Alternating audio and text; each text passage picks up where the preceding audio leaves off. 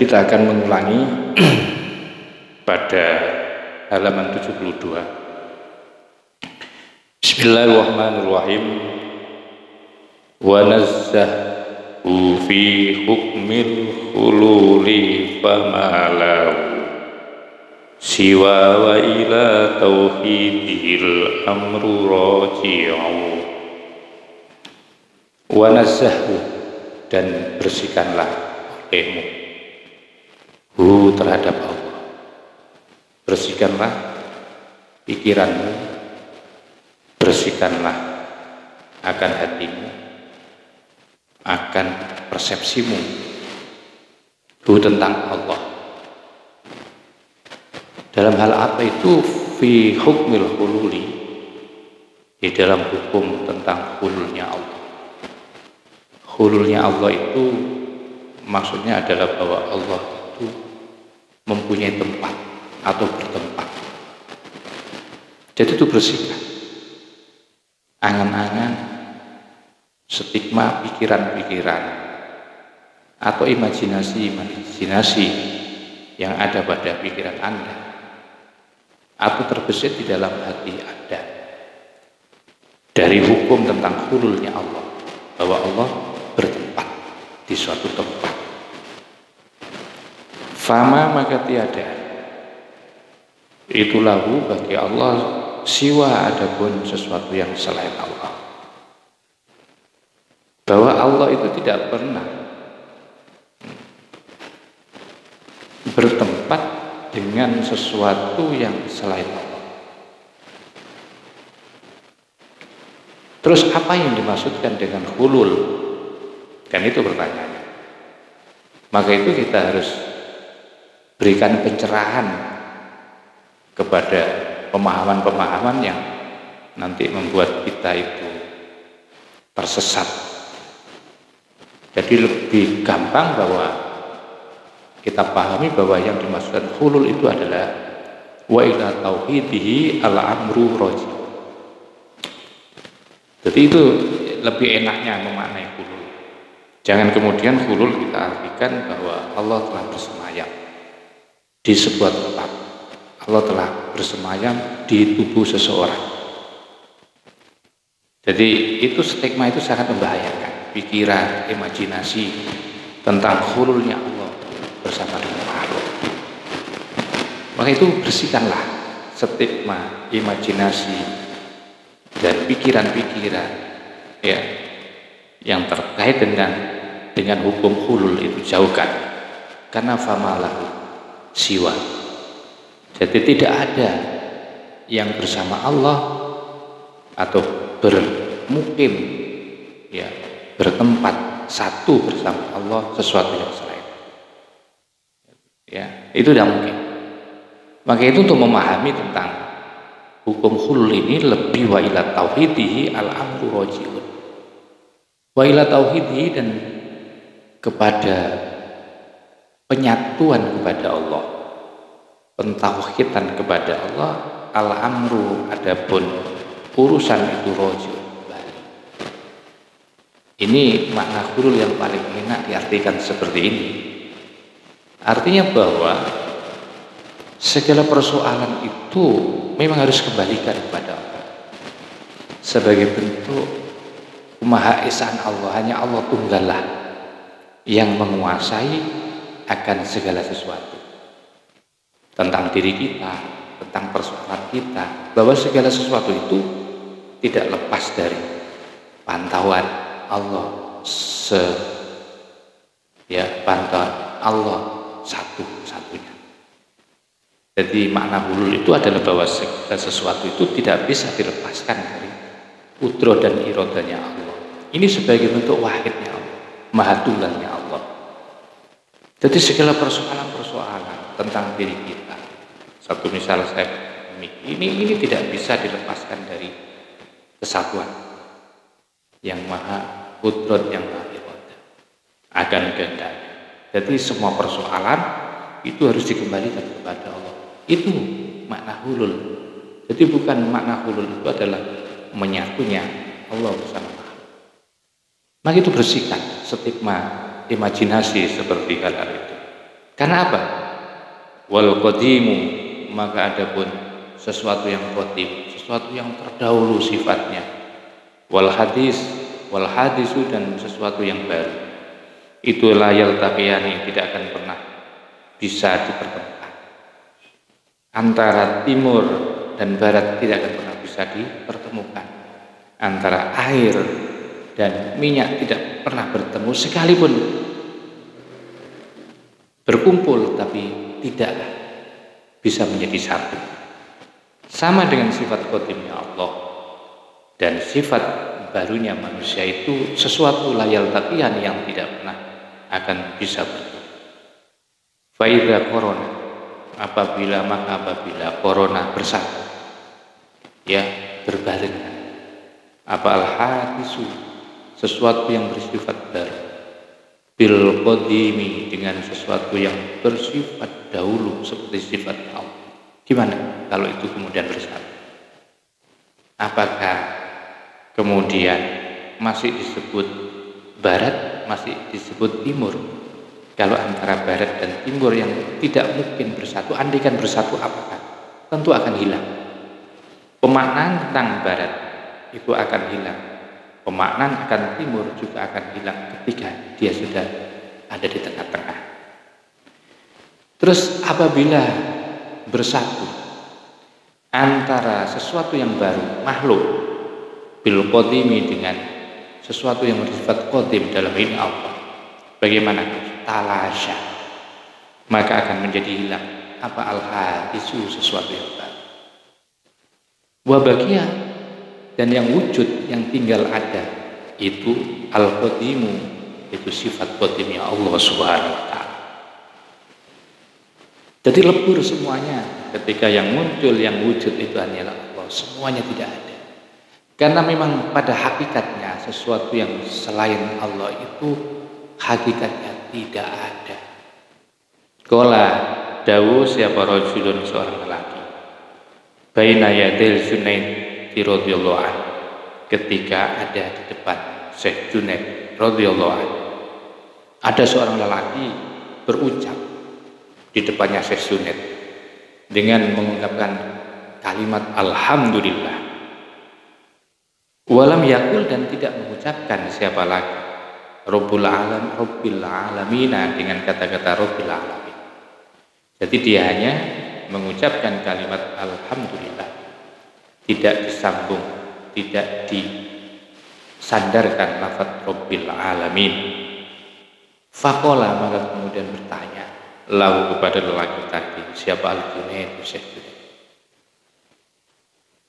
kamilhu ya akhi, kamil, coba sempurnakan olehmu hu akan kalimat.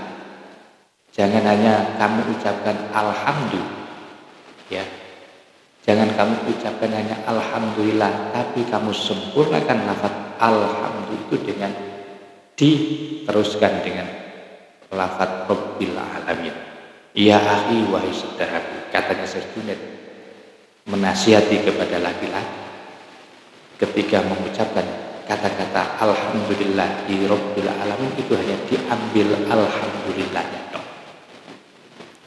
Faqala, maka kemudian jawab lahu kepada Syekh Junaid siapa ar-rajul, lelaki tadi yang hanya mengatakan lafaz alhamdulillah, wa ayyu qadarin lil alamina hatta yudkaru ma'ahu, katanya tadi, wa ayyu qadarin, pangkat apa lil alamina, yang dimiliki oleh makhluk alam jagat raya ini, hatta yudkaru, sehingga disebutkan lafaz al-alamin ma'ahu, bersama Allah.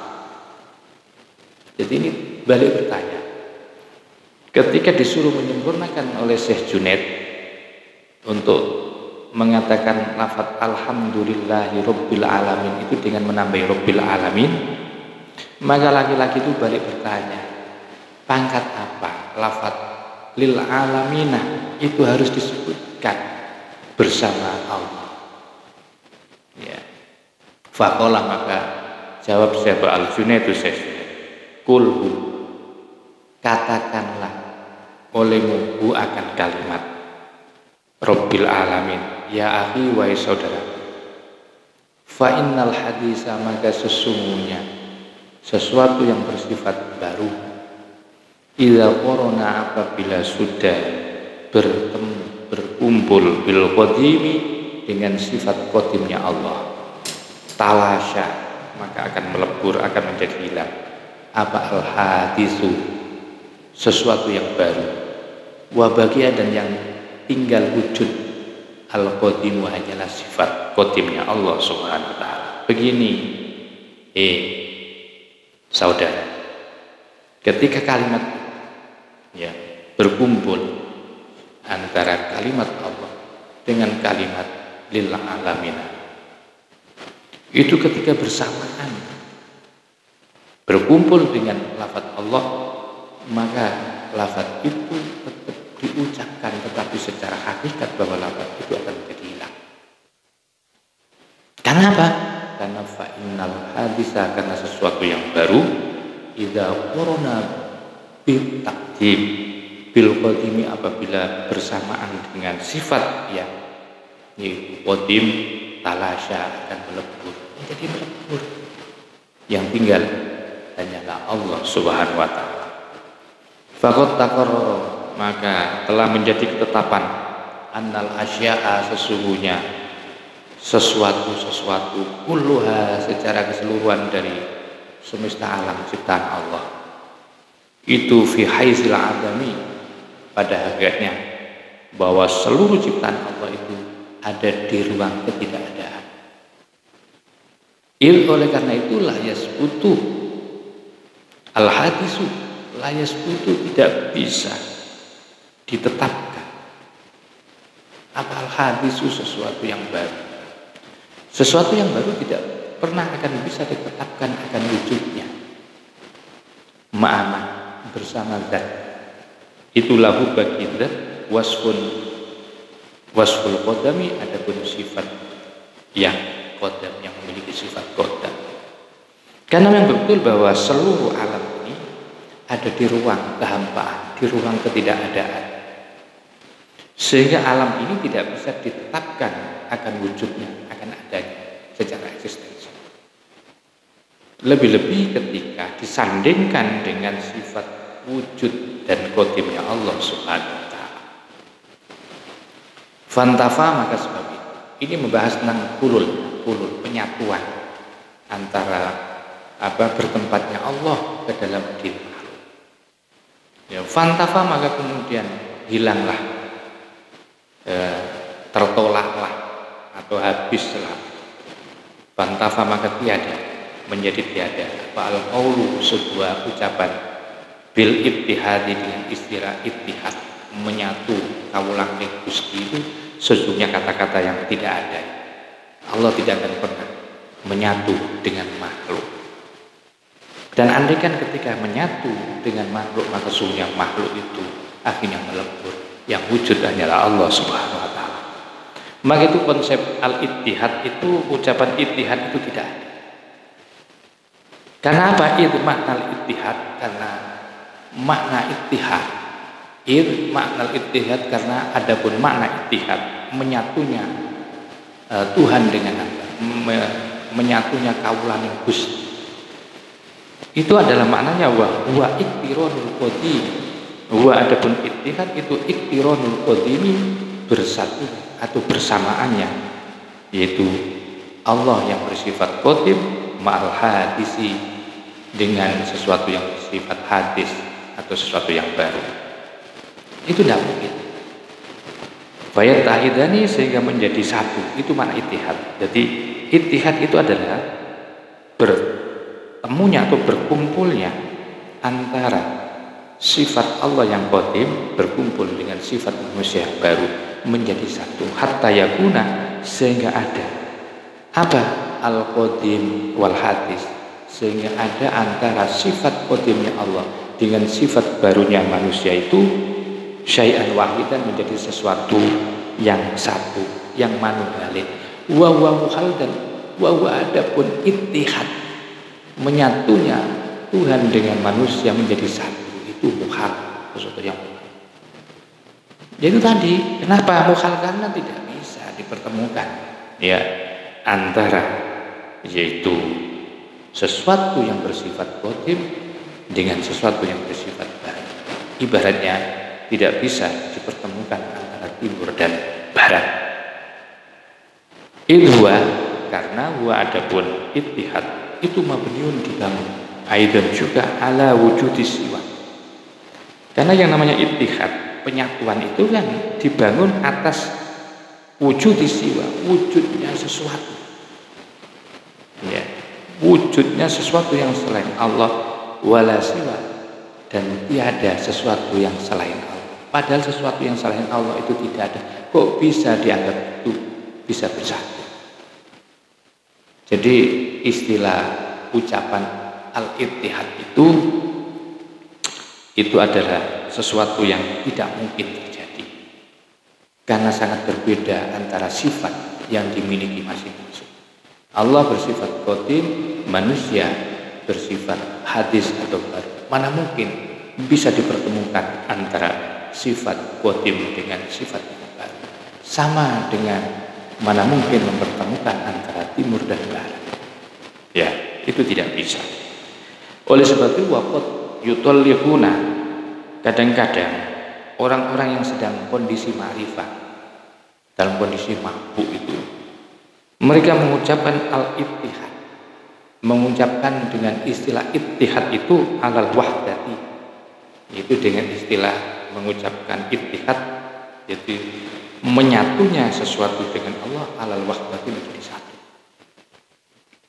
Kaqauli Ibnul Farid, sebagaimana ucapan Ibnul Farid, sebuah ungkapan yang sangat populer dan diucapkan oleh Ibnul Farid. Wahammat biha ruhi bihaitsu tamazaja ittihadahu wala jirmun takhallalahu jirmun. Wahammat, dan kesemsem, kesemsem sudah merasuk cinta biha, dengan wahdah, ruhu dengan ittihad, bihaitsu tamazaja, ketika sesuatu sudah bercampur, ittahada menjadi satu.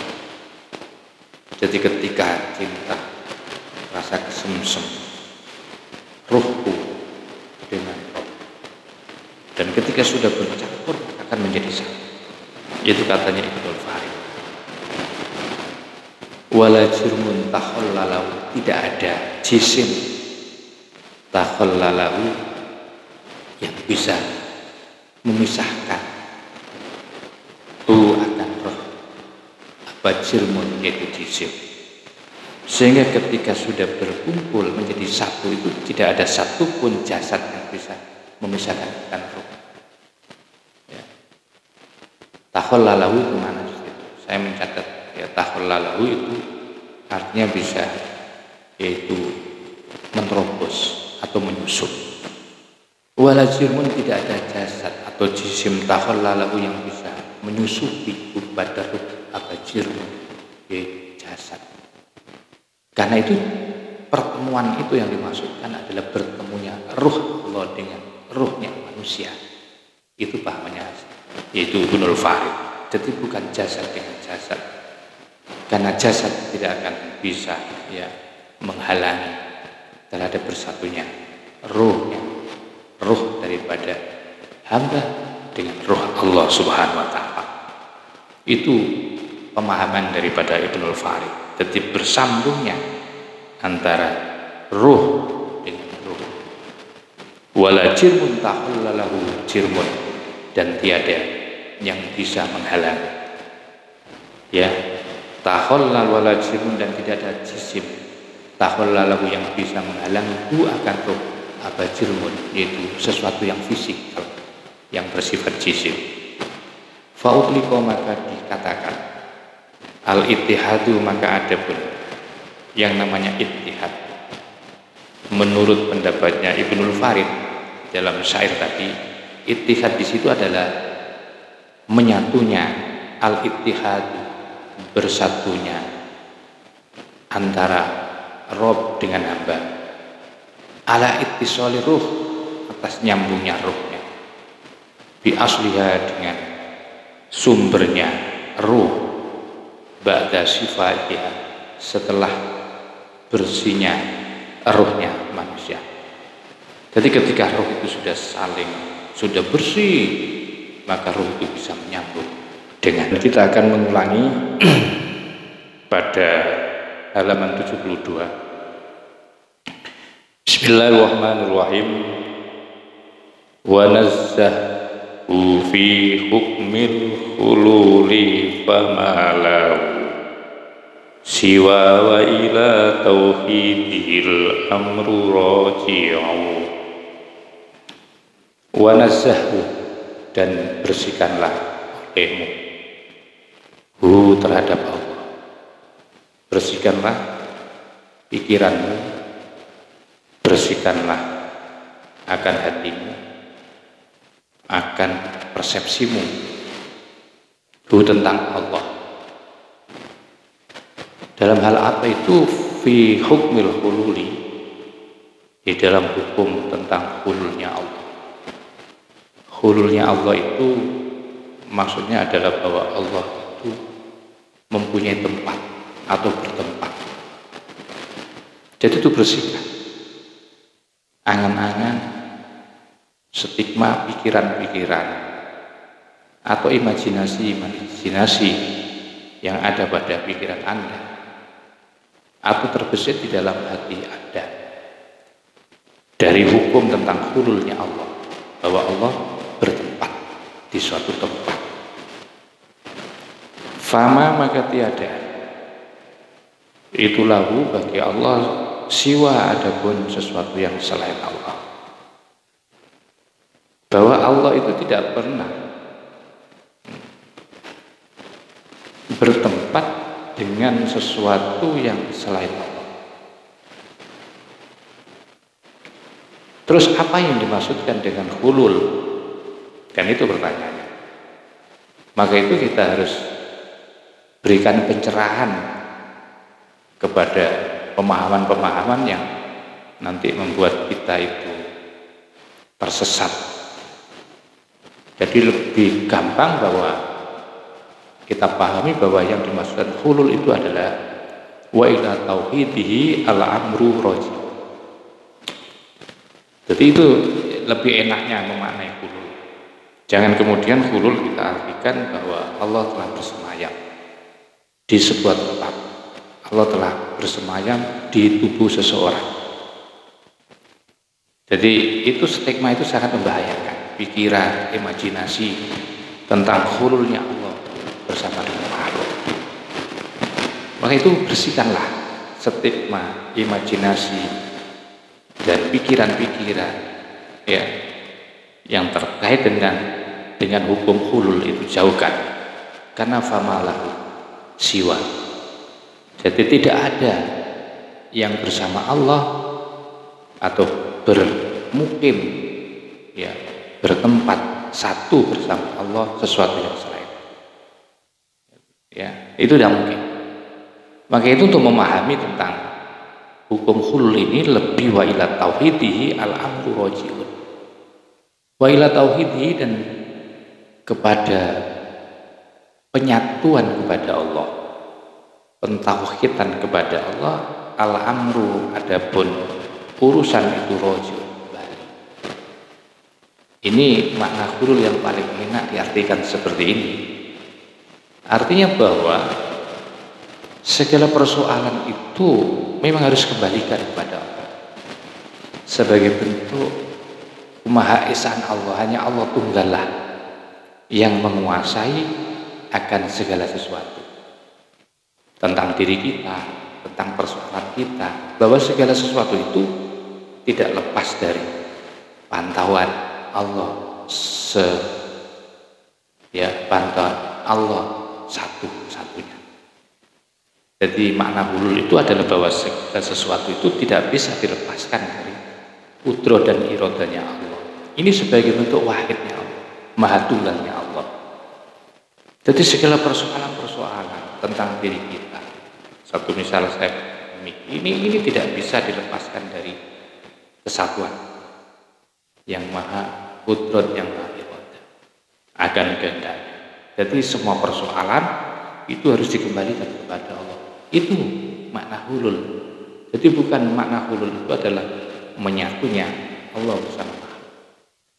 Maka itu bersihkan stigma imajinasi seperti hal itu. Karena apa? Wal qadimu, maka adapun sesuatu yang qadim, sesuatu yang terdahulu sifatnya.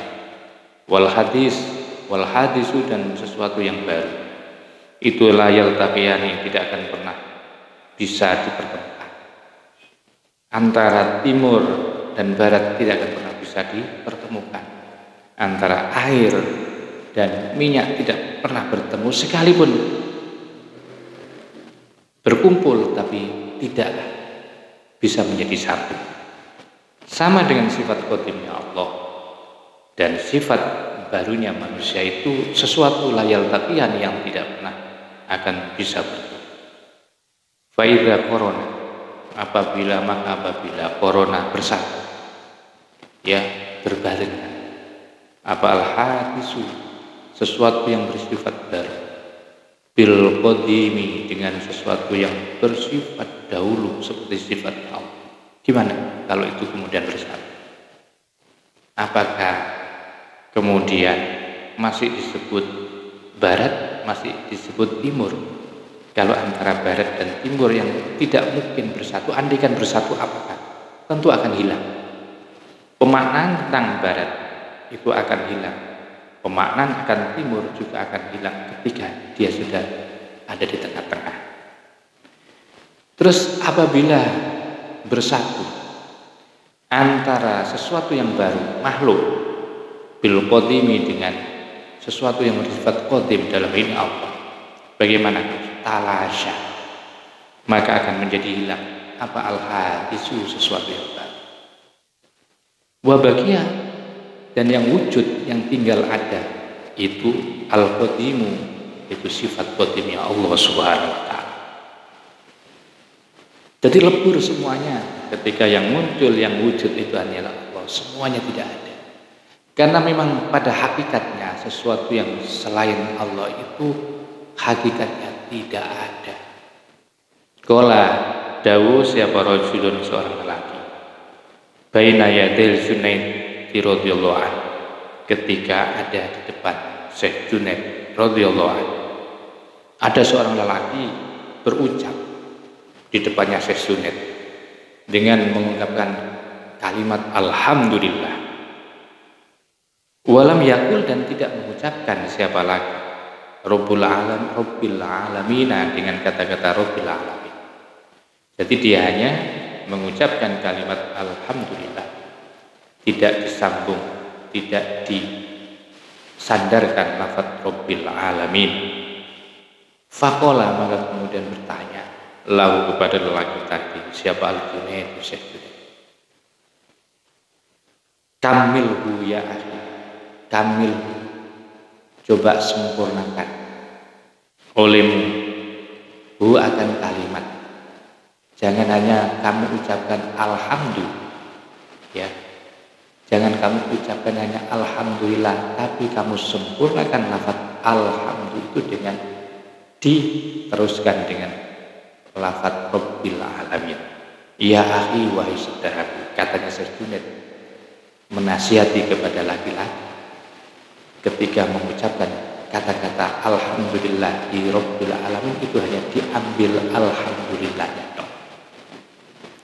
Faqala, maka kemudian jawab lahu kepada Syekh Junaid siapa ar-rajul, lelaki tadi yang hanya mengatakan lafaz alhamdulillah, wa ayyu qadarin lil alamina hatta yudkaru ma'ahu, katanya laki tadi, wa ayyu qadarin, pangkat apa lil alamina, yang dimiliki oleh makhluk alam jagat raya ini, hatta yudkaru, sehingga disebutkan lafaz al-alamin ma'ahu, bersama Allah.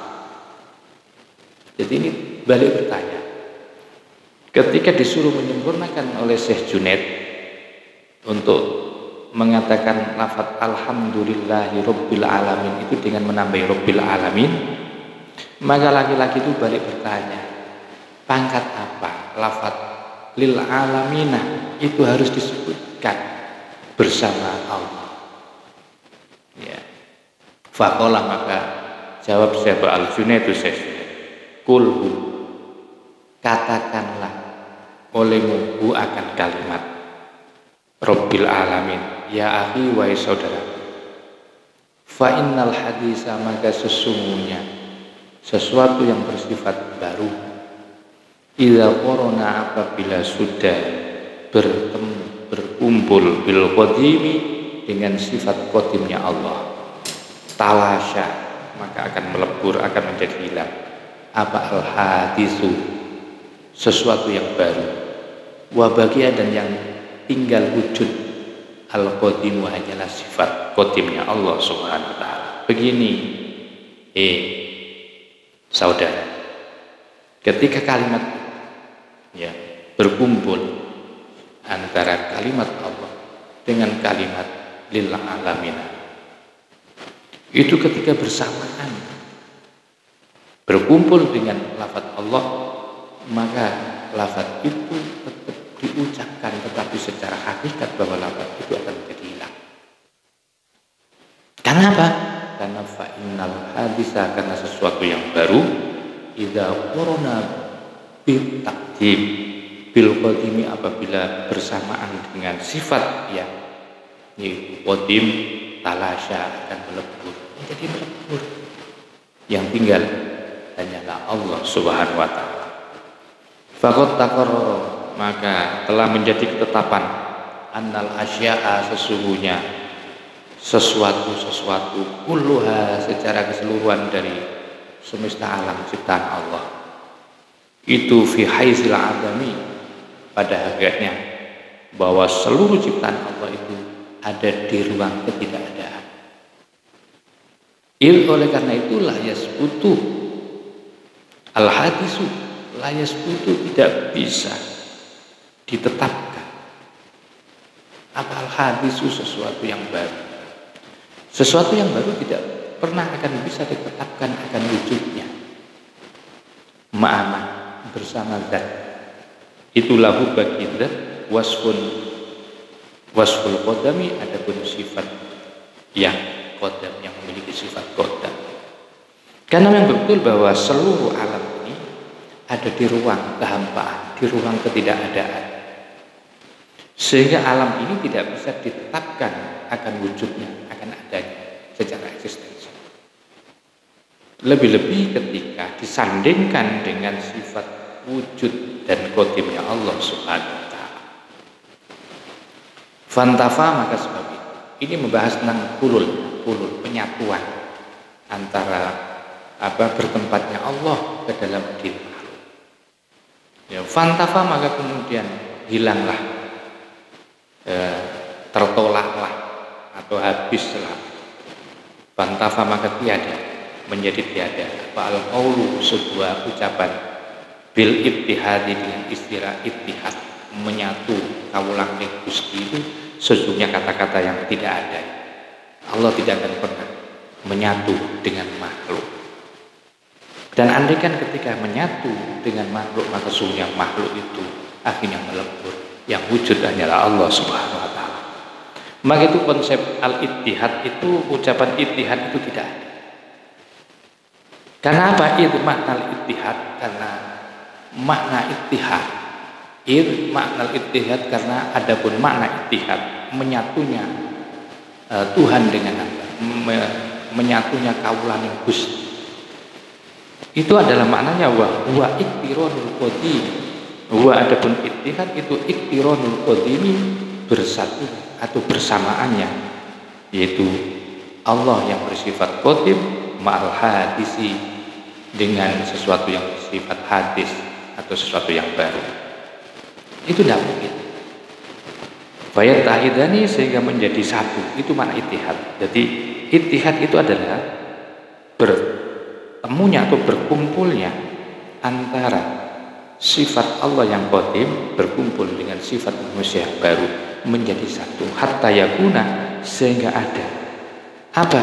Al-qadim wal hadis, sehingga ada antara sifat qadimnya Allah dengan sifat barunya manusia itu syai'an wahidan, menjadi sesuatu yang satu, yang manunggalin. Wa muhal, dan wa adapun ittihad, menyatunya Tuhan dengan manusia menjadi satu, itu muhal, sesuatu yang muhal. Jadi tadi, kenapa muhal? Karena tidak bisa dipertemukan ya antara yaitu sesuatu yang bersifat qadim dengan sesuatu yang bersifat baru. Ibaratnya tidak bisa dipertemukan antara timur dan barat. Ilwa, karena wa adapun ittihad itu mabniun, dibangun aidan juga ala wujudi siwa. Karena yang namanya ittihad, penyatuan itu kan dibangun atas wujudi siwa, wujudnya sesuatu. Ya, wujudnya sesuatu yang selain Allah, wala siwa, dan tiada sesuatu yang selain Allah. Padahal sesuatu yang selain Allah itu tidak ada. Kok bisa dianggap itu bisa bersatu? Jadi istilah ucapan al-ittihad itu adalah sesuatu yang tidak mungkin terjadi, karena sangat berbeda antara sifat yang dimiliki masing-masing. Allah bersifat qadim, manusia bersifat hadis atau baru. Mana mungkin bisa dipertemukan antara sifat qadim dengan sifat yang baru? Sama dengan mana mungkin mempertemukan antara timur dan barat. Ya, itu tidak bisa. Oleh sebab itu waqad yutalliquna, kadang-kadang orang-orang yang sedang kondisi ma'rifah, dalam kondisi mabuk itu, mereka mengucapkan al-ittihad, mengucapkan dengan istilah ittihad itu alal wahdati, itu dengan istilah mengucapkan ittihad, yaitu menyatunya sesuatu dengan Allah alal wahdati, menjadi satu. Kaqauli Ibnul Farid, sebagaimana ucapan Ibnul Farid, sebuah ungkapan yang sangat populer dan diucapkan oleh Ibnul Farid. Wahammat biha ruhi bihaitsu tamazaja ittihadahu wala jirmun takhallalahu jirmun. Wahammat, dan kesemsem, apa ya, kesemsem sudah merasuk cinta, biha, dengan wahdah, apa ruhku dengan ittihad, bihaitsu tamazaja, ketika sesuatu sudah bercampur, ittahada, menjadi satu. Jadi ketika cinta, rasa kesemsem, ruhku dengan roh, dan ketika sudah bercampur akan menjadi satu. Itu katanya Ibnul Farid. Wala jirmun takhallalahu, tidak ada jisim takhallalahu yang bisa memisahkan ruh akan roh, apa jirmun, yaitu jisim. Sehingga ketika sudah berkumpul menjadi satu itu tidak ada satupun jasad yang bisa memisahkan akan roh. Ya. Takhallalahu itu mana? Saya mencatat ya, takhallalahu itu artinya bisa, yaitu menerobos atau menyusup. Wala jirmun, tidak ada jasad atau jisim takhallalahu yang bisa menyusupi pada ruh apa jirmun, yaitu jasad. Karena itu pertemuan itu yang dimaksudkan adalah bertemunya ruh Allah dengan ruhnya manusia. Itu pahamnya, yaitu Ibnul Farid. Jadi bukan jasad dengan jasad, karena jasad tidak akan bisa ya menghalangi terhadap bersatunya ruhnya, ruh daripada hamba dengan ruh Allah Subhanahu wa Ta'ala. Itu pemahaman daripada Ibnul Farid. Jadi bersambungnya antara ruh dengan ruh. Wala jirmun takhallalahu jirmun, dan tiada yang bisa menghalangi ya Tahollal wala jisim, dan tidak ada jisim tahollalahu yang bisa menghalangi akan roh abajirmun, yaitu sesuatu yang fisik yang bersifat jisim. Fa'utliqa, maka dikatakan al-ittihadu, maka ada pun yang namanya ittihad. Menurut pendapatnya Ibnul Farid dalam syair tadi, ittihad di situ adalah menyatunya, al-ittihadu, bersatunya antara Rob dengan hamba, ala ittisali ruh, atas nyambungnya ruhnya, bi asliha, dengan sumbernya ruh, ba'da sifatiha, setelah bersihnya ruhnya manusia. Jadi ketika ruh itu sudah bersih, maka ruh itu bisa menyambung dengan ruh asli yang menjadi ciptaan Allah Subhanahu wa taala. Walidzalika, oleh karena itu pola berkata siapa Ibnul Farid ba'dahu, setelah itu, wala jirm, tidak ada jisim, tidak ada fisik tahollalahu yang bisa yang bisa menerobos, yang bisa menembus, yang bisa menghalangi akan. Tidak ada fisik yang bisa menghalangi bertemunya roh dengan roh. Jadi ittihad itu dimaksudkan bukan antara jasad manusia dengan zatnya Allah, bukan, tetapi antara ruh dengan ruh, itu yang dimaksudkan. Fatahsulu, maka akan berhasillah bahwa annal haqqa subhanahu wa ta'ala wahidun fi mulkihi qadimun azaliyun baqin abadiyun munazzihun anil hululi wal ittihad.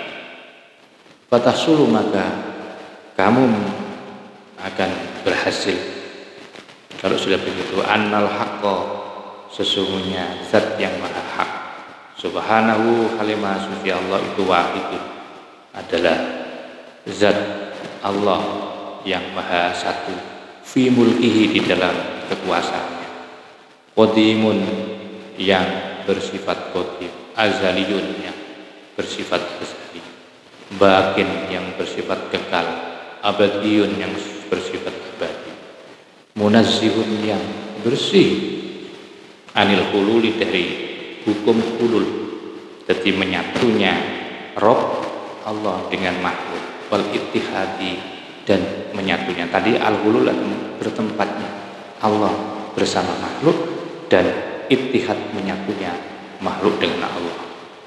Ya, muqaddisun, Allah bersih, anisyurakai, dari dari makhluk-makhluk, bersih, wal atidati, dan lawannya. Ya, karena ada wujudnya Allah, wala aina, tapi tidak ada di mana, wala makana, dan tidak ada tempatnya Allah. Jadi tidak bisa, wala aina, Allah tidak di mana, dan Allah tidak ada tempat bagi Allah. Wawal andan, ataupun Allah al-ana, sekarang itu alama, atas sesuatu, alaihi, atas makan adanya Allah. Ya, Allah ada itu ya di tempatnya Allah itu sendiri. Wa mimma, dan sesuai, wa mimma, dari sesuatu, yang situ, yang sesuai, li sayyidina, kepada Tuhan kita Ali karamallahu wajhah. Dan ada sebagian yang sesuai dengan hal itu di dalam syair yang disampaikan oleh Sayyidina Ali karamallahu wajhah. Ra'aitu Rabbi bi aini qalbi, aku telah melihat Rabbi, Tuhanku, bi aini qalbi, melalui mata hatiku. Faqultu, dan aku katakan, la syakka, tidak diragukan, anta, itu adalah engkau, anta, itulah engkau, antal ladzi khista kulla aini, anta, engkaulah, alladzi khista, yang mencakup kulla ainin, semua di mana. Jadi semua di mana itu adalah engkau telah mencakupi di sana. Bihaisu la aina sama anta, sehingga tidak ada, ya, sehingga tidak ada di mana kecuali sama anta, kecuali di sanalah engkau ada. Falaisa lil aini minka ainun faya'lamul ainu aina anta. Falaisa lil aini minka ainun, di mana tidak mempunyai, di mana akan engkau. Faya'lamul ainu aina anta, ya. Faya'lamu, karena di mana, faya'lamul ainu, karena di mana itu adalah untuk mengetahui, aina anta, di mana akan engkau. Walaisa, dan tiada, lil wahmi, imajinasi, fika wahmun, artinya bahwa tidak ada imajinasi yang mampu membayangkan akan engkau. Walaisa lil wahmi fika wahmun, tidak ada imajinasi, walaisa lil wahmi, tidak ada imajinasi, fika wahmun, yang mampu membayangkan tentang engkau. Faya'lamu al-wahmu aina anta, karena imajinasi itu adalah untuk mengetahui di mana Anda. Ahatta ilman bi kulli syai'in, ahatta, engkau mencakup pengetahuan bi kulli syai'in, terhadap segala sesuatu, sehingga fa kullu syai'in, maka adapun segala sesuatu, arahu, yang kulihat, itu anta, ternyata engkau. Wa fi fanai, dan di dalam fanaku, fanai, maka menjadi leburlah aku. Di dalam kefanaanku, aku telah menjadi lebur, menyatu. Wa fi fanai, dan di dalam leburku itu, wajadtu, aku temui, anta, engkau. Masya Allah, luar biasa. Wa su'ila, dan ditanya siapa Abul Hasan An-Nuri, yaitu Abu Hasan An-Nuri radhiyallahu anhu. Aina, itu di mana, Allahu, adapun Allah, min makhluqati, di antara makhluk-makhluknya Allah. Abu Hasan An-Nuri pernah ditanya tentang Allah ada di mana di antara makhluk-makhluk. Faqala, maka jawab Abu Hasan An-Nuri, kana Allahu wala ain. Kana Allah, Allah ada. Kana ada, siapa Allah? Tetapi wala aina, tetapi Allah tidak di mana. Wal makhluqatu, maka adapun makhluk-makhluk itu fi adamin, ada di dalam ketiadaan. Kan pertanyaannya adalah aina Allah min makhluqat, ada di mana Allah di antara dari makhluk-makhluknya itu. Apakah di tengah Allah? Apakah Allah ada di seputaran makhluk? Maka jawabnya adalah Allah ada, tetapi Allah tidak di mana-mana. Sedangkan makhluk adalah sesuatu yang tidak ada. Fakana, maka adalah wujudnya Allah, haitsu huwa, ketika huwa adapun Allah, wa huwa adapun Allah, al-an, sekarang, haitsu kana, di mana Allah ada. Itlaina, itla aina wala makana, karena tiada di mana Allah, wala makana, dan tiada tempat bagi Allah. Faqala, maka berkata atau bertanya lahu, kepada Abul Hasan, siapa? As-Sa'il, penanya. Wa huwa, adapun As-Sa'il itu namanya Ali bin Sur Al-Qadhi, namanya Ali bin Sur Al-Qadhi. Beliau berkata kepada Syekh, yaitu Hasan An-Nuri, fi qissati mihnati sufiyah, tentang cerita ujiannya orang-orang sufi terkait dengan menyatunya Allah dengan hamba. Itu banyak sekali ujian. Ada yang memang sukses, berhasil, ada yang gagal, seperti Syekh Al-Halad, sampai kemudian dihukumi mati itu. Itu adalah bagian daripada ujian orang-orang sufi yang di makom fana, ya, makom di mana seseorang itu lebur dengan Allah, sehingga ketika dia tanya siapa engkau, Jawabnya, aku adalah Tuhan. Dalam konsep ini banyak sekali cerita-cerita sufi-sufi itu diuji, karena memang nyata-nyata mereka itu ya mengalami pengalaman spiritual yang seperti ini. Karena itu bukan dibuat-buat. Ucapan para sufi yang mabuk itu tidak dibuat-buat dengan ucapan seperti itu. Tetapi yang membahayakan ketika ucapan-ucapan ini kemudian disampaikan di ruang publik. Sehingga kesalahan terbesar daripada Al-Hallaj itu adalah bahwa ajaran-ajaran tentang hulul dan ittihad itu beliau buka di ruang publik, padahal ini bukanlah konsumsi untuk publik. Sehingga ini menjadi persoalan yang menjadi ujian daripada kalangan sufi. Maka ketika itu Syekh An-Nuri, Syekh Abu Sur Al-Qadhi bertanya kepada si Abul Hasan, fama hadhil amakin wal makhluqatu ad-dhahirat. Fama, kalau begitu apa sih hadhil amakin wal makhluqatu ad-dhahirat? Kemudian tempat-tempat ini dan makhluk-makhluk yang nyata ini sesungguhnya apa? Faqala, maka jawab siapa?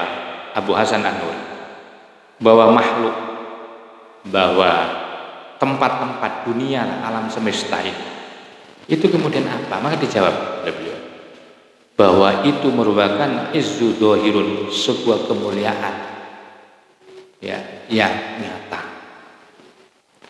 Artinya bahwa yang namanya tempat tergelarnya, terhamparnya dunia, alam semesta dan makhluk ini ya, itu merupakan sifat kemuliaannya Allah yang didohirkan, sifat dohir mulianya Allah. Wa mulkun qahirun, dan kekuasaan Allah yang perkasa. Wa makhluqatun dhahiratun, dan makhluk-makhluk yang nyata itu bihi, karena Allah. Wa shadiratun, dan selalu bersumber dan keluar atau bersumber atau berasal anhu dari Allah. Jadi kalau ada pertanyaan, apa sih tempat ini dan makhluk-makhluk yang nyata, bahwa makhluk dan tempat itu merupakan sebagai bentuk sifat penampilan, sifat mulia dan dohirnya Allah, dan sebagai bentuk sifat akan kekuasaan dan keperkasaan Allah. Sedangkan makhluk yang tampak itu artinya bahwa makhlukun dhahiratun, dhahirnya itu bersumber dari Allah, wasadirun anhu, dan berasal dari Allah. Tapi lahia, tiada hiya, adapun makhluk itu muttasilatun, bersambung bihi, dengan Allah tidak. Tapi juga walamun fasilatun, dan tidak berpisah anhu dari Allah. Faragha minal asyai, ya, Allah itu lepas atau kosong dari sesuatu, dari segala sesuatu. Walam tafruh, tetapi sesuatu itu tidak pernah lepas atau kosong minhu, dari Allah. Karena apa? Li'annaha, karena segala sesuatu itu tahtaju, butuh apa? Asya ilaih, kepada Allah. Wa huwa, dan sedangkan Allah itu layak taju, tidak butuh siapa Allah, ilaiha, kepada makhluk. Indah, Masya Allah. Qala dawuh, bertanya lagi siapa? As-sa'il, penanya, lahu, kepada, yaitu Abu Hasan An-Nuri, sodakta, benar engkau. Fa'akhbirni madza aradallahu bi khalqiha. Kalau sudah begitu, fa'akhbirni, ceritakan kepadaku, madza aradallahu bi khalqiha, apa yang diinginkan oleh Allah bi khalqiha, dengan menciptakan segala sesuatu. Qala, maka jawab siapa? Yaitu Abu Hasan An-Nuri, Allah menciptakan segala sesuatu itu yang dimaksudkan itu adalah zuhuru izzatihi, sebagai penampilan sifat mulianya Allah, ya, wa mulkihi, dan penampilan kekuasaannya Allah, wa sultanihi, dan akan sultannya Allah. Qala, maka kemudian jawab penanya, sodakta, benar kau. Sekarang fa'akhbirni, ceritakan kepadaku, ma muradu min khalqi, Terus apa yang dimaksudkan min khalqihi daripada makhluknya Allah? Qala maka jawab siapa Hasan, mahum alaihi. Abu Hasan An-Nuri menjawab ma sesuatu hum adapun makhluk alaihi yang ada di dalam. Itu yang disebut dengan makhluknya Allah. Qala berkata, au yuridullah, au yuridu, atau adakah yuridu berkeinginan atau menghendaki Allah minal kafaroti dari orang-orang kafir al kufro akan melakukan kekufuran. Qala maka jawab afayakfuruna, apakah orang-orang kafir itu melakukan kekufuran bihi kepada Allah wa huwa adapun Allah itu karihun membenci. Ya jelas. Summa qala kemudian bertanya lagi atau berkata si penanya itu namanya Ali bin Sur Al-Qadi. Akhbirni, ceritakan tentang kepadaku, madza aradallah biikhtilafi syai. Madza apa? Arada menghendaki siapa? Apa keinginan Allah? Mengapa Allah? Ya. Apa yang diinginkan Allah biikhtilafi syai dengan menciptakan beraneka ragam daripada kelompok. Wa tafriqil milali dan beraneka ragam agama. Apa kok Allah menciptakan ada kelompok NU, Muhammadiyah, Persis, macam-macam. Sementara juga ada beraneka ragam agama, ada Islam, ada Kristen, ada macam-macam. Apa itu? Qala maka jawab, yaitu siapa? Abul Hasan An-Nuri. Aroda menghendaki Allah iblagha qudratihi untuk menyampaikan kuasanya Allah.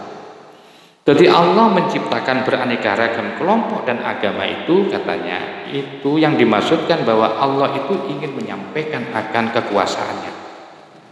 Wa bayana hikmatihi dan menjelaskan akan hikmahnya Allah, kebijaksanaan Allah. Wa ijabah lutfihi dan mengijabahi akan pemberian akan lutfinya Allah, belas kasihnya Allah. Wa dhuhuru adli dan menampakkan akan keadilan Allah, wa ihsanihi dan kebaikan Allah Subhanahu wa taala. Ila akhiri sampai akhirnya, itulah yang dimaksud al-muradu minhu, itulah yang dimaksudkan dengan Allah Subhanahu wa taala menciptakan beraneka ragam, yaitu kelompok, golongan, dan menciptakan beraneka ragam agama. Wa fihi, di dalam ucapan Ibnul Hasan An-Nuri itu isyaratun, ada sebuah sinyal atau isyarah yang akan disampaikan. Ila anna tajalliyatil haq, bahwasanya tajallinya, sifat tajallinya Allah terhadap manusia itu ala salasati aqsamin, ada 3 bagian. Pertama adalah ismun adharahum liyudhira fihim karamahu wa ihsanahu. Jadi sifat tajallinya Allah yang diberikan kepada makhluk ada 3 itu. Pertama ismun, bagian. Adharahum, Allah akan menampilkan sifat tajalli hum kepada makhluk, liyudhirahu, untuk memproklamirkan, untuk memperlihatkan fihim kepada makhluk karamahu, akan karomahnya Allah, wa ihsanahu dan kebaikan Allah. Jadi Allah itu menampakkan sifat tajalli, ya. Dari ucapan Abu Hasan An-Nuri tadi itu ingin menjelaskan akan sifat tajallinya Allah. Di antara tajallinya Allah, Allah memuliakan, kemuliaan Allah, kebaikan Allah. Ya, itu akan ditampakkan, diproklamirkan, ya, kepada manusia. Siapa? Wahum, adapun mereka makhluk itu ahli taat wal ihsani, dan orang-orang yang ahli melakukan kebaikan. Jadi ketika ada orang melakukan kebaikan, maka Allah akan akan menampakkan sifat mulia dan baik. Itu sebagai tajallinya Allah. Yang kedua adalah waqismun, bagian kedua, adharahum, Allah akan menampilkan hum kepada makhluk liyudhirahu, untuk memproklamirkan akan sifat tajallinya Allah fihim pada makhluk, afwahu akan maafnya Allah, wa khilmahu dan khilimnya Allah. Khilim itu di atas maaf. Jadi Allah itu samudra maaf dan samudra khilim. Sangat bijaksana Allah. Allah sangat punya sifat yang bijaksana, tidak ngawur Allah.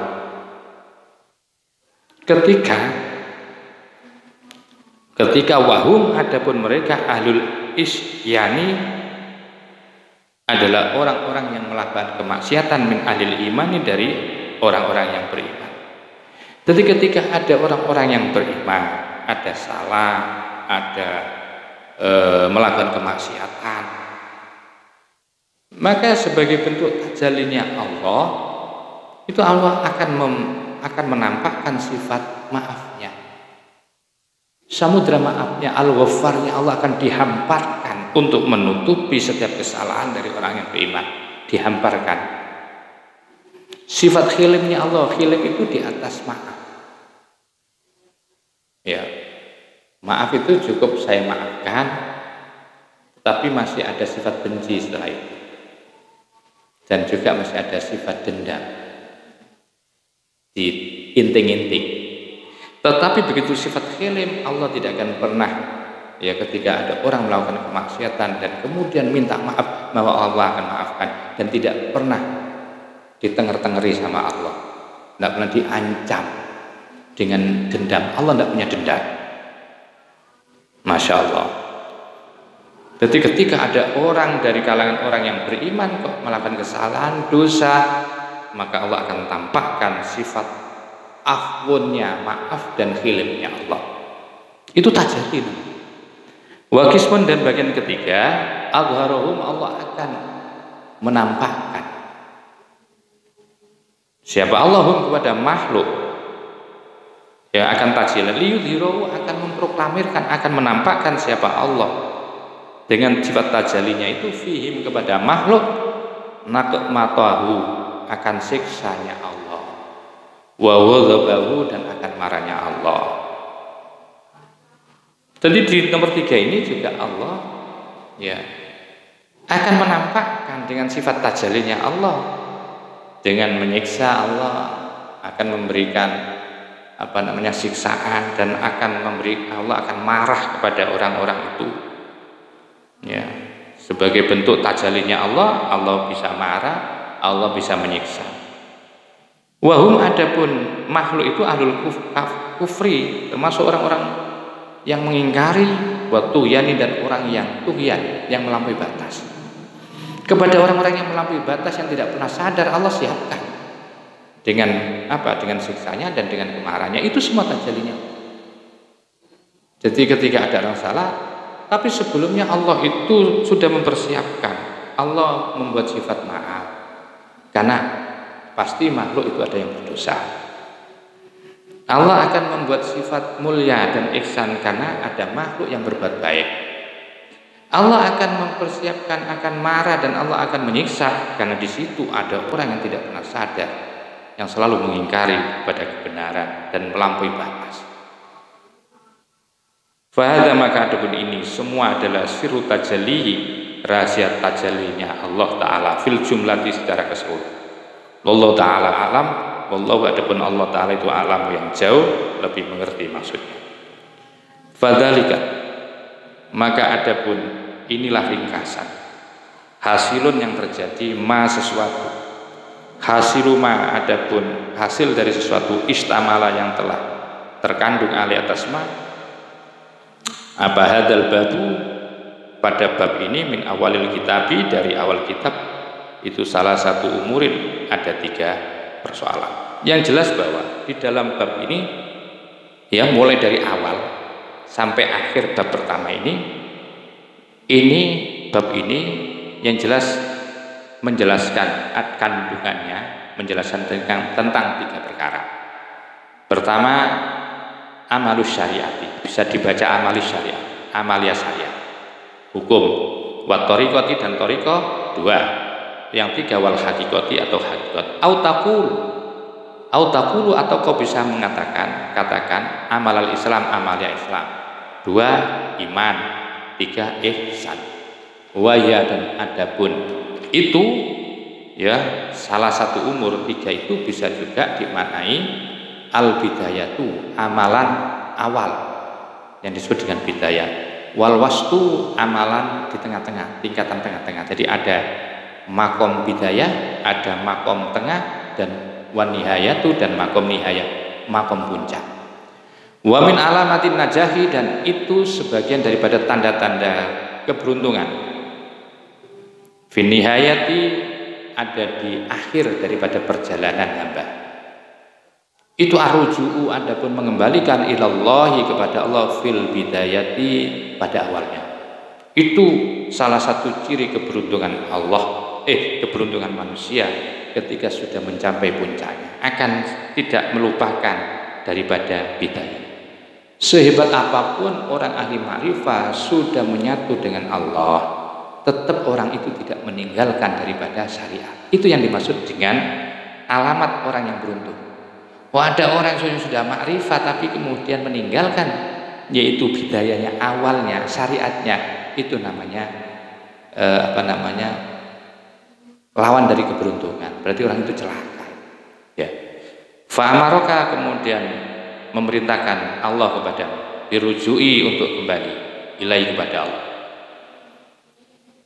Wal i'timadi, dan menyandarkan alih kepada Allah, dunal i'timadi alal amali, bukan menyandarkan kepada amal, ma'awujudil amali, bersama adanya amal.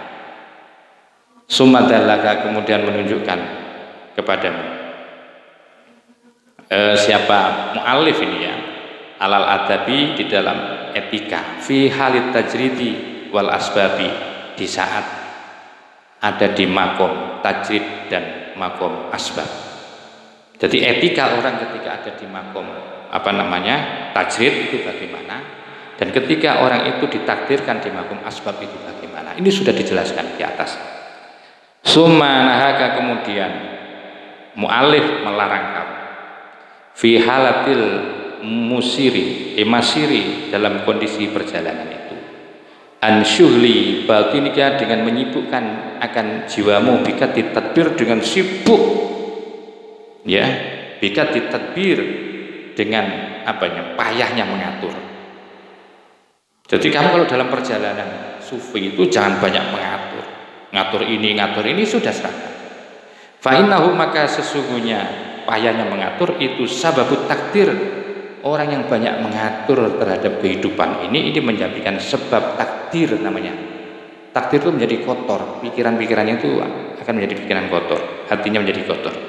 Summa anhadoka, kemudian anhadoka membangkitkan kepadamu,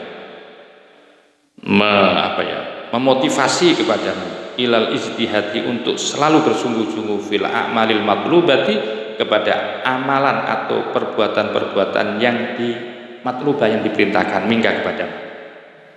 Ma'at taksiri, bersamaan dengan kurangnya, fima, terhadap sesuatu, huwa, yang adapun ma itu matmunun, telah ditanggung laka kepadamu.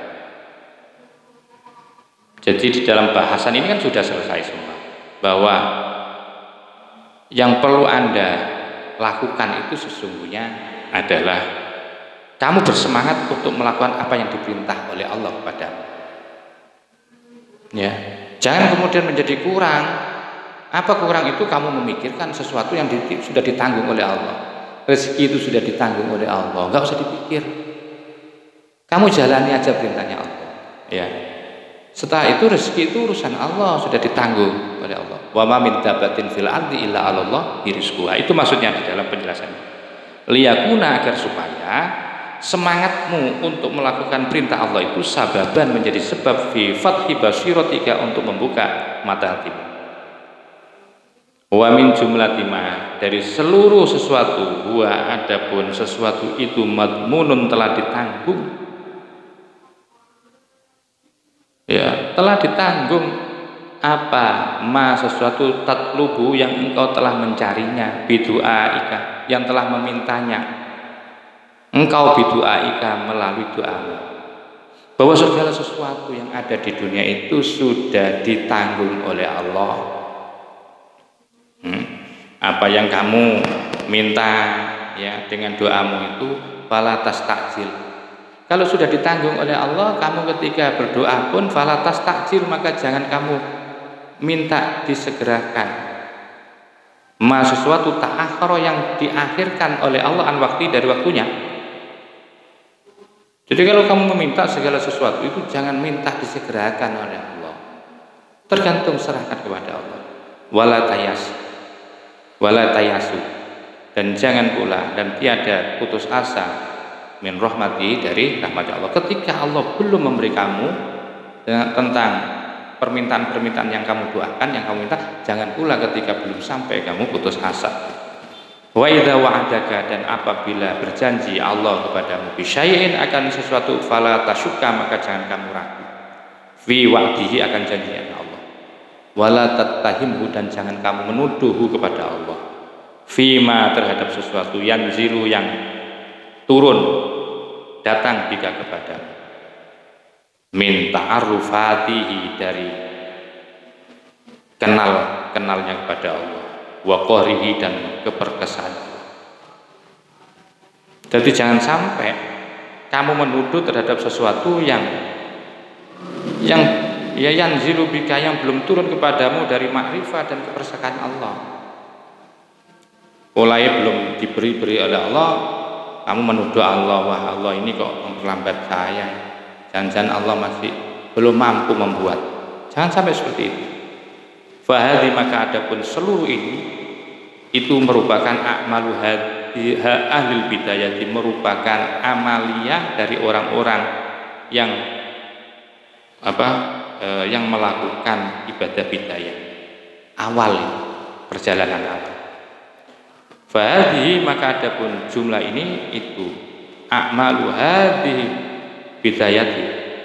Fahadhi, maka adapun ini semua a'malul hadhil bidayati, maka adapun amaliyah orang-orang yang di makom hidayah itu ikhtilafat, berbeda-beda. Apa ajnasuha, macam-macam jenisnya a'malu hadhil bidayah, ikhtilafi ahwalihim, sesuai dengan berbeda-bedanya yaitu sikap atau pengalaman spiritual mereka.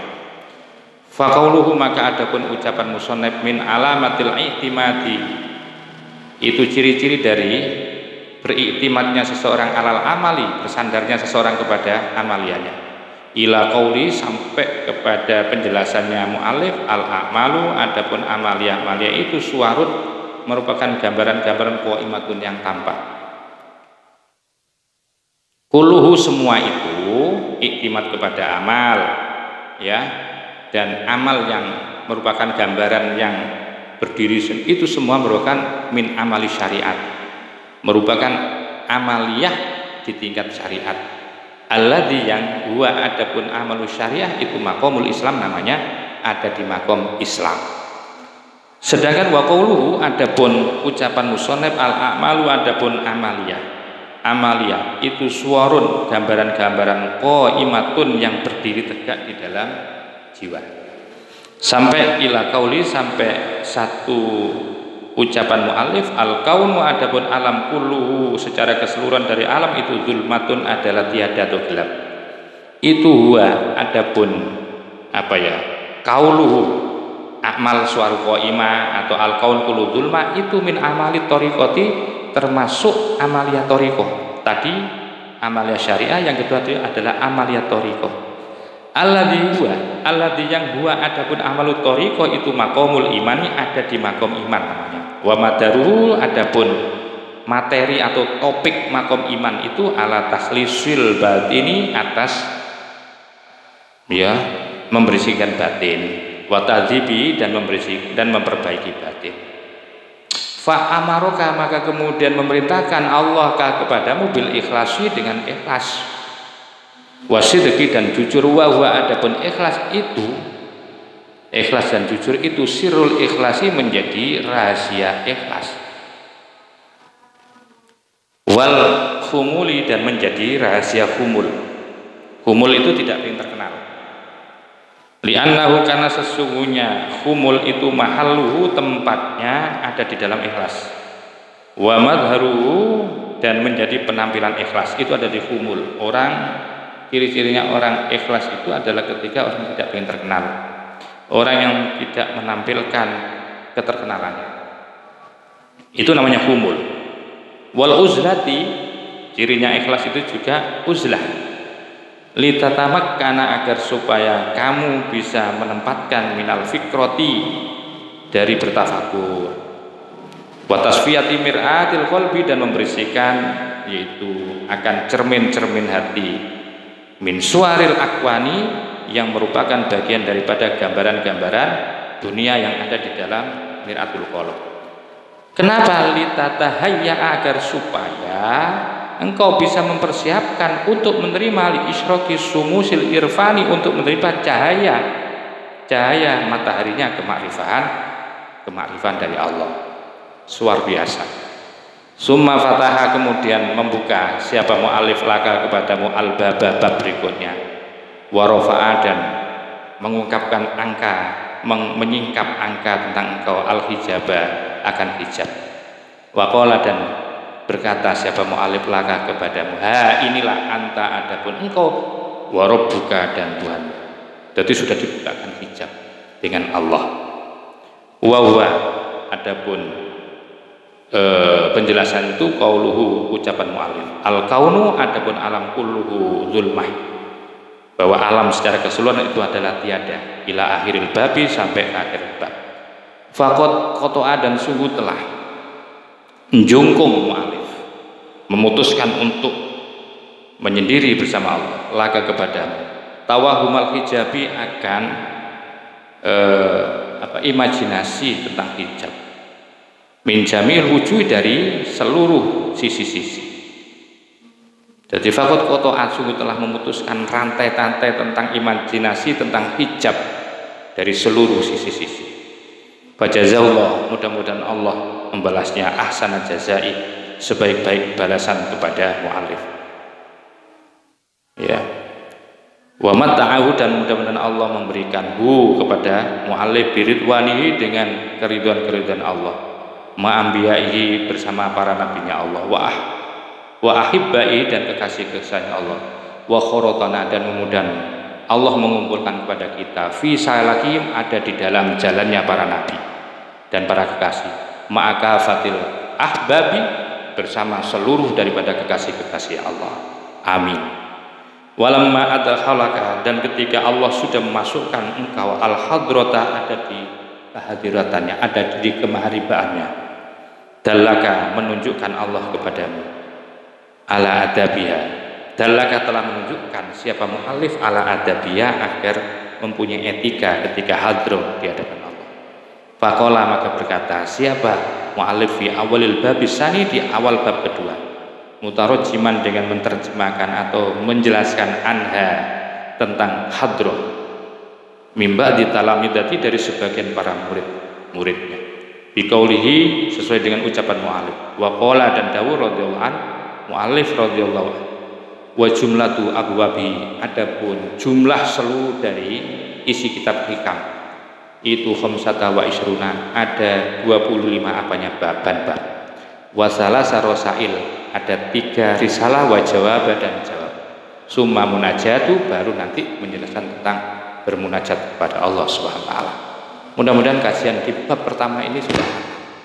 Kita akan lanjutkan bab kedua. Alhamdulillah, saya bersyukur, mudah-mudahan ini menjadi ilmu yang bermanfaat dan mengantarkan kita untuk bisa terus mendapatkan hidayah dari Allah dan selalu dekat kepada Allah, dan menjadikan keselamatan kita dijauhkan dari dari takabur, dari tasannu, dari amalia yang berangkat dari kita sendiri. Mudah-mudahan diterima oleh Allah ilmu kita semua. Wa akhiran wallahul muwaffiq ila aqwamit thoriq wal afu minkum. Assalamualaikum warahmatullahi wabarakatuh.